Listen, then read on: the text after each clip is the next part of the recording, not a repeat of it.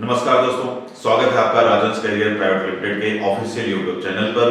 मैं हूं शशिधर पांडे और आज हम यहां पर जिस विषय को देखने जा रहे हैं वो विषय है छत्तीसगढ़ के बजट से संबंधित कुछ महत्वपूर्ण ऑब्जेक्टिव प्रश्न।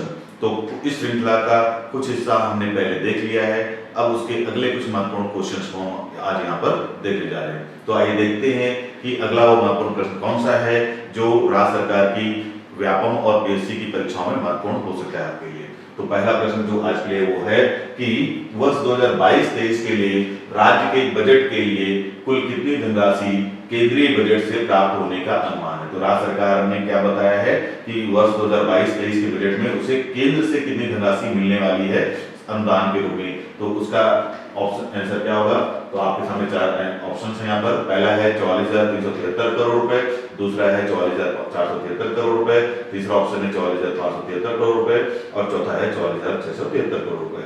तो इस ऑप्शन का, इस क्वेश्चन का सही आंसर है 44,573 करोड़ रुपए।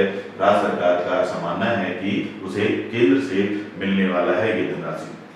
वहीं पर हम बात करते हैं अगले प्रश्न की। तो अगला प्रश्न है कि वर्ष 2022-23 के लिए राज्य के स्वयं के राजस्व स्रोतों से कुल कितनी आय अनुमानित है। मतलब जो बजट प्रस्तुत किया गया है 2022-23 का राज्य सरकार के द्वारा, छत्तीसगढ़ की सरकार के द्वारा, तो उसमें सरकार ने अपने खुद के मतलब छत्तीसगढ़ के स्वयं के राजस्व से कितनी धनराशि प्राप्त होने का अनुमान प्रस्तुत किया है। तो उससे जुड़ा हुआ प्रश्न भी आ सकता है। उसके लिए आपके पास चार ऑप्शन है, ए बी सी डी। अलग अलग धनराशियां हैं जैसे 44,500 करोड़ रुपए, 44,600 करोड़ रुपए, 44,700 करोड़ रुपए या 44,800 रुपए, तो 800 करोड़ रुपए। तो इस क्वेश्चन का सही आंसर है कि राज्य सरकार को अपने स्वयं के राजस्व से इस वर्ष कितना धनराशि प्राप्त होने का अनुमान है 44,000 करोड़, 44,500 करोड़ रुपए। ध्यान रखिए कितना प्राप्त होने वाला है स्वयं के राजस्व से, तो 44,500 करोड़ रुपए राज्य सरकार को स्वयं अपने राजस्व से प्राप्त होने का अनुमान रखा गया है। वहीं हम आते हैं अपने अगले प्रश्न पर। अगला प्रश्न है कि इस वर्ष राज्य सरकार के अपने स्वयं के राजस्व में कुल कितने प्रतिशत की वृद्धि अनुमानित है। तो राज्य सरकार ने मतलब ये बताया है कि उसको जो इस साल राजस्व प्राप्त होने वाला है, अपने स्वयं का जो राजस्व प्राप्त होने वाला है, उसमें पिछले वर्ष की तुलना में कितने वर्ष की वृद्धि उसको होने की उम्मीद है। तो 21%। ऑप्शंस में देख लेते हैं कितने प्रतिशत दिए हैं, 21%, 23%, 25% या 27%।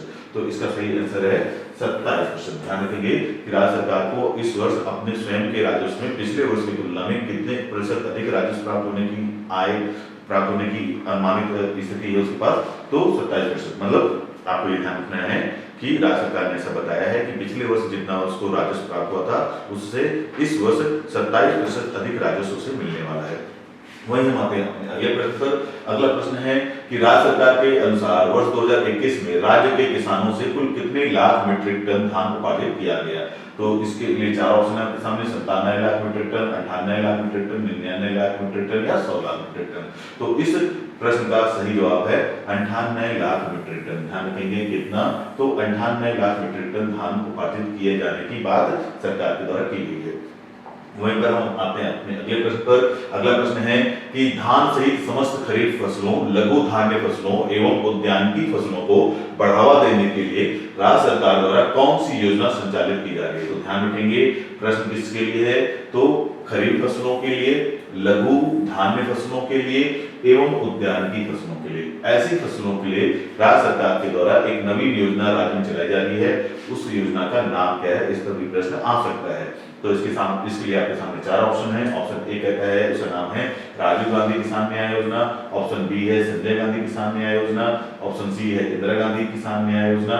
ऑप्शन डी है क्या महात्मा गांधी किसान न्याय योजना। तो इस प्रश्न का सही जवाब है राजीव गांधी किसान न्याय योजना। तो ध्यान रखिए क्या नाम है, राजीव गांधी किसान न्याय योजना। अब हम आते हैं अपने अगले स्लाइड पर।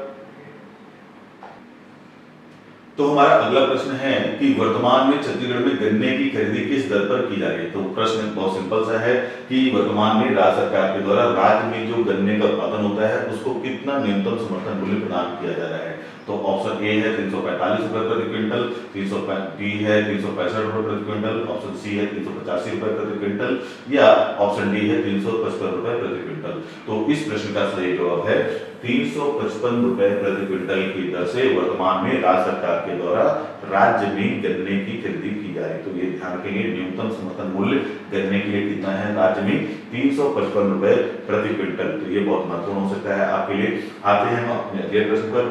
अगला प्रश्न है कि राज्य सरकार द्वारा बजट 2022-23 में किस योजना के तहत कृषकों को उच्च गुणवत्ता युक्त बीज उपलब्ध कराने हेतु 123 करोड़ रुपए की धनराशि का प्रावधान किया गया है। तो ध्यान रखेंगे, प्रश्न बहुत अच्छा है, सरल है कि किस योजना, नाम पूछा है किस योजना के तहत और क्या है, तो उच्च गुणवत्ता युक्त बीज। क्या है, तो उच्च गुणवत्ता युक्त बीज। तो सरकार ने ये प्रयास किया है कि राज्य के जो किसान हैं उनको ऐसे बीज उपलब्ध कराए जाएं जिनकी उत्पादन क्षमता अधिक हो, और ऐसे बीजों को उपलब्ध कराने के लिए किसानों को एक नई योजना शुरू की गई है राज्य सरकार के द्वारा। और उसके लिए ये भी ध्यान रखेंगे कि बजट में कितनी धनराशि का आवंटन किया गया है, तो 123 करोड़ रुपए क्या आवंटन किया गया है। वही बात कर लेते हैं, क्वेश्चन के ऑप्शंस पर आ जाते हैं कि किस नाम से है। तो पहला ऑप्शन है आपके सामने कि कृषक समग्र विकास योजना नाम है, या फिर ऑप्शन बी है किसान संपूर्ण विकास योजना, ऑप्शन सी है कृषक समग्र न्याय योजना, या ऑप्शन डी है कृषक गोधन न्याय योजना।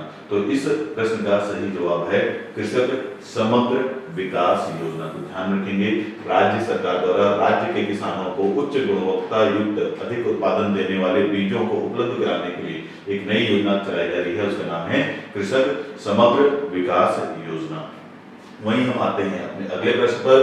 अगला प्रश्न है कि राज्य सरकार द्वारा बजट 2022-23 में कृषि एवं उद्यानिकी, किसके लिए, तो ध्यान रखेंगे कृषि एवं उद्यानिकी उत्पादों को, कृषि एवं उद्यानिकी के, उद्यानिकी मतलब वही जैसे जो फल फूल इत्यादि होते हैं, इस तरह के उत्पादों को उद्यानिकी उत्पाद कहा जाता है। तो उद्यानिकी उत्पादों के सुरक्षित भंडारण के लिए या सुरक्षित भंडारण हेतु किस नाम से एक भंडार गृह स्थापित करने की घोषणा की गई। तो किस नाम से भंडार गृह, तो ध्यान रखेंगे क्या स्थापित करने की घोषणा की गई है, भंडार गृह, और उसका नाम क्या होगा उस पर प्रश्न पूछा जा रहा है।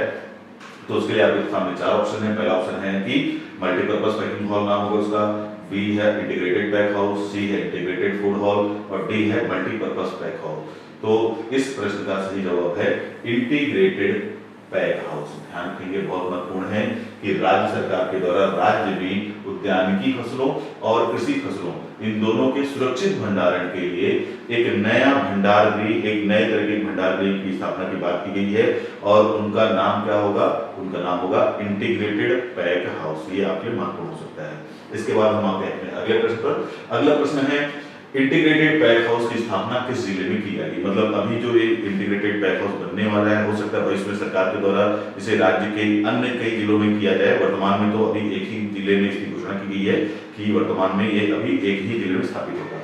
भविष्य में हो सकता है कि अन्य जिलों में भी इस तरह का इंटीग्रेटेड पैक हाउस स्थापित हो। तो प्रश्न अभी सिंपल सा है कि ये जो इस वर्ष घोषणा की गई है इंटीग्रेटेड पैक हाउस स्थापित होगा, वो किस जिले में इसकी शुरुआत होगी या किस जिले में स्थापित होने वाला है। तो ऑप्शन ए है रायपुर, बी बिलासपुर, सी रायगढ़ और डी दुर्ग। तो आपको इसका सही आंसर पता होना चाहिए और इसका सही आंसर है दुर्ग। तो खाद्यान्न फसलों और उद्यानिकी फसलों के संरक्षण के लिए जो इंटीग्रेटेड पैक हाउस बनने वाला है, उसमें से एक जो सबसे पहला जो बनने जा रहा है या अभी इस साल के बजट में एकमात्र वो जगह जहां पर ऐसा पैक हाउस बनने वाला है, वो जगह कौन सी है, आपका दुर्ग जिला। इसके बाद हम आते हैं अपने अगले प्रश्न पर। अगला प्रश्न है कि इंटीग्रेटेड पैक हाउस के लिए कितनी धनराशि का आवंटन किया गया है। तो ये भी महत्वपूर्ण हो सकता है, ये भी पूछा जा सकता है कि जो इंटीग्रेटेड पैक हाउस बनने जा रहा है खाद्यान्न और उद्यानिकी फसलों के संरक्षण के लिए, वो तो मैंने बताया कि कहां पर बन रहा है, तो दुर्ग जिले में। इसके लिए कितनी धनराशि का आवंटन किया गया, ये भी आपके लिए महत्वपूर्ण हो सकता है। तो ऑप्शन ए में बताया गया 10 करोड़, बी है 24 करोड़, सी है 40 करोड़, या डी में बताया गया है कि 54 करोड़। तो आपको ध्यान रखना होगा कि दुर्ग में बनने वाले इस इंटीग्रेटेड पैक हाउस के लिए राज्य सरकार के द्वारा 24 करोड़ रुपए की धनराशि का आवंटन किया गया। कितने करोड़ रुपए की धनराशि का, तो 24 करोड़ रुपए की धनराशि का आवंटन किया गया है। तो ये जो आज हमने 10 प्रश्न देखे, ये 10 प्रश्न इस बजट के बहुत महत्वपूर्ण प्रश्न हैं। इनसे प्रश्न आने की संभावना रहेगी पीएससी और व्यापम में। इसके बाद इसके अगले हिस्से में हम इस बजट से जुड़े हुए अन्य महत्वपूर्ण प्रश्नों को देखेंगे। आज के इस वीडियो में केवल इतना ही, मिलते हैं अपने अगले वीडियो में, तब तक के लिए धन्यवाद।